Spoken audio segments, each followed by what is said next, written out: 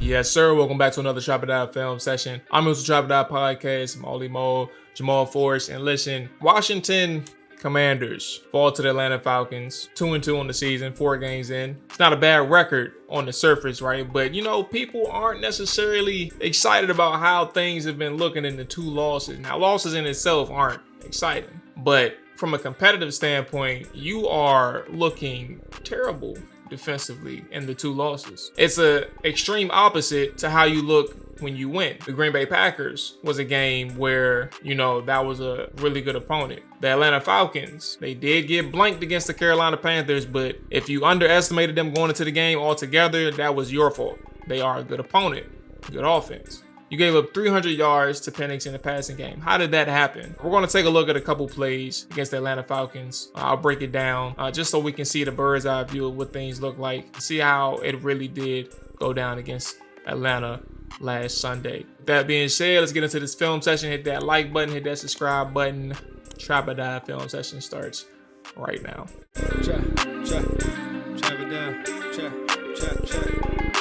All right, so first thing first, let's talk about the coverage bust, right? So there's coverage busts, there's people that's losing flat out, and then there's just perfect play calls. That's just unfortunate. There was a combination of the 3, and Atlanta just had their way, right? So let's talk about one of the first instances of a coverage bust.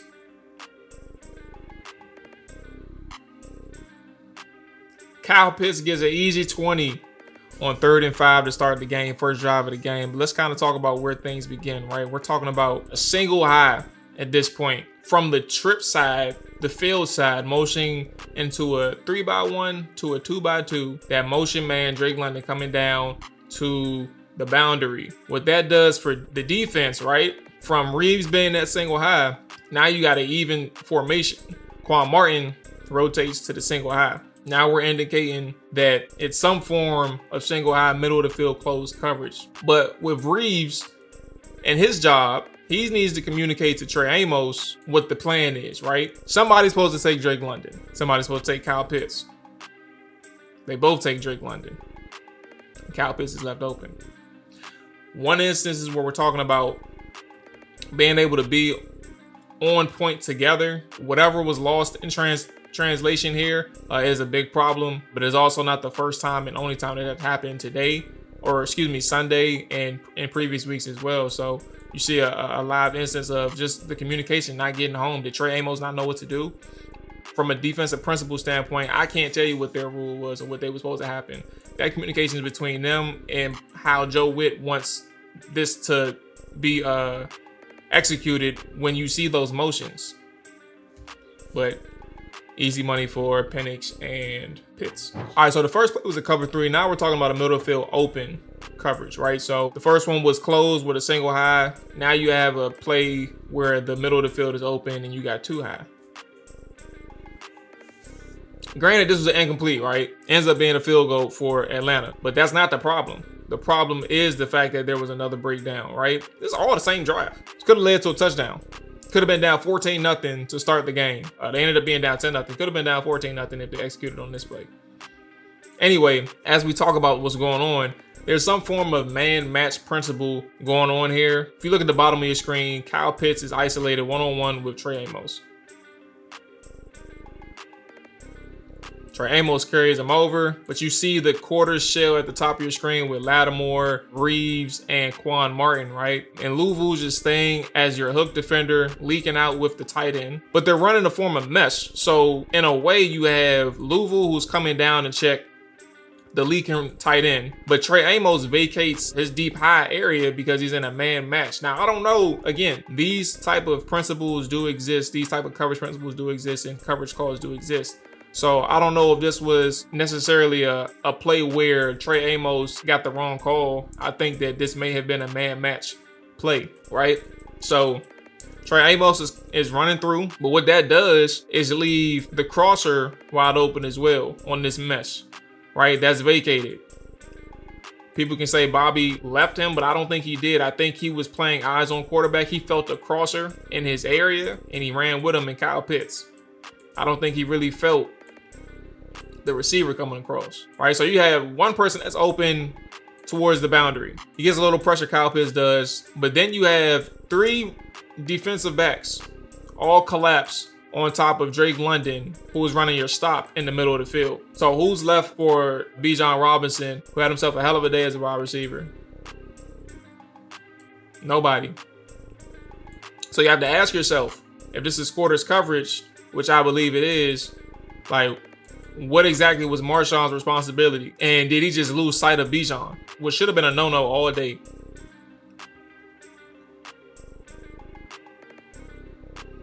So, a little pressure makes it underthrown. Could have been picked, but the execution and the coverage itself was not good.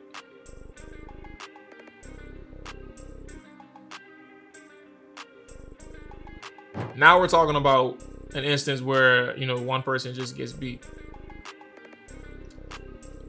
And I understand, like, this doesn't look good from Marshawn, so I'm not going to cut Marshawn some bail. Y'all know how I feel about Marshawn if you are a Chop and Dive supporter, right? I don't have too much great things to say about Marshawn. But at the end of the day, I do know Joe Witt loves his corners to be aggressive, and you're breaking out on an out route. And people, like, when they say out and up, like, it wasn't like a pure, like, plant and get to the sideline. So when people say he ran an out and up, like, it wasn't truly an out and up. It really was just like a double move, like a slight wheel or fade in a sense, in my opinion. But he sails with his head a little bit, gets upfield, burns him. Marshawn tries to get back in phase. He does, but it doesn't matter, right? But that's just somebody who's losing with his eyes at this point. Still has eyes on the quarterback. You can see it in this screen. Even when he breaks on his out, he's not really focused on Drake. Still eyes there, and Drake just blows right past him. Now he's in trouble at that point, right? That's another instance of somebody's just losing. You got the eye discipline just not there. But also what hurts him in this moment, like I said, I'm not trying to cut Marshawn some bill here. Like, this is a problem when you're talking about your eyes. You're losing with your eyes, right? And not focusing on the person that's in front of you. This is zone coverage, so I get the zone eyes are being important. Like, if it was man coverage, it would have been different, right? Your eyes are locked in on your receiver, but you gotta have some type of situational awareness too, in my opinion. I think that's kind of situation where you want to be, or at least pay attention to his body movements, right? He didn't fully commit to the out route. But you know, I'm not the cornerback.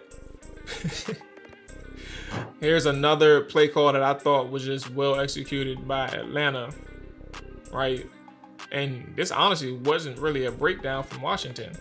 But what hurts is the inability to navigate through that traffic, right? You set two good screens, legal screens, where they're just getting in Bobby's way. Like, look how many times Bobby had to stop his feet to get out to Bijan.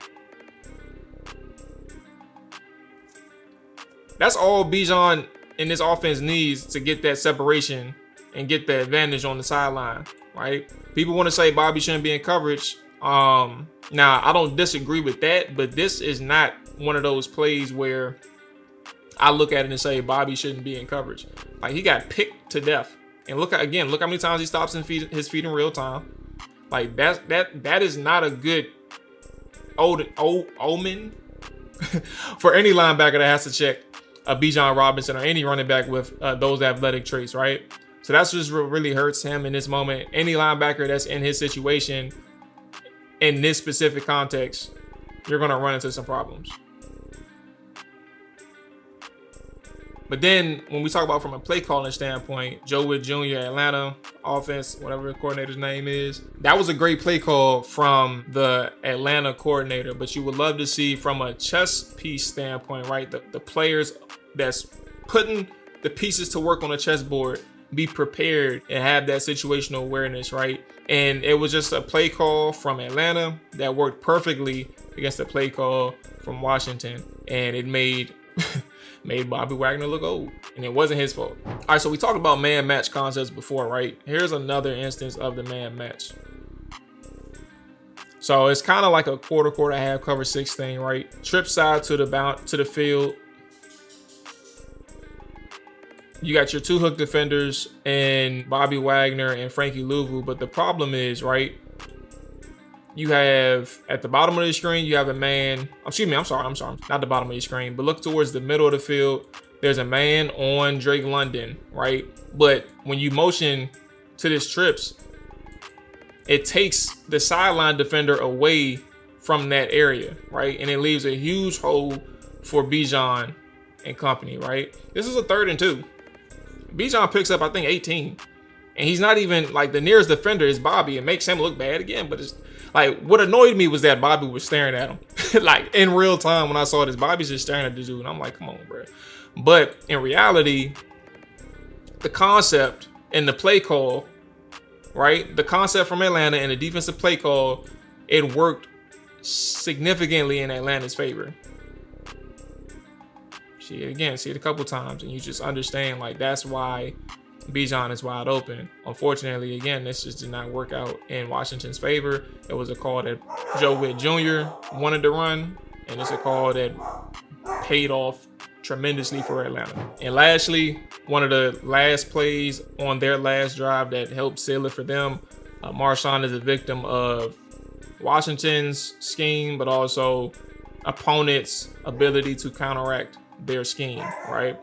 They've been running the motion all game, and essentially this is just a moment where you see Marshawn being out leveraged. When you motion, sell that motion, it indicates that, you know, you are in cover one in this moment, right? You're playing man to man, especially if Marshawn is traveling with your outside receiver, your number one, just sends him back out.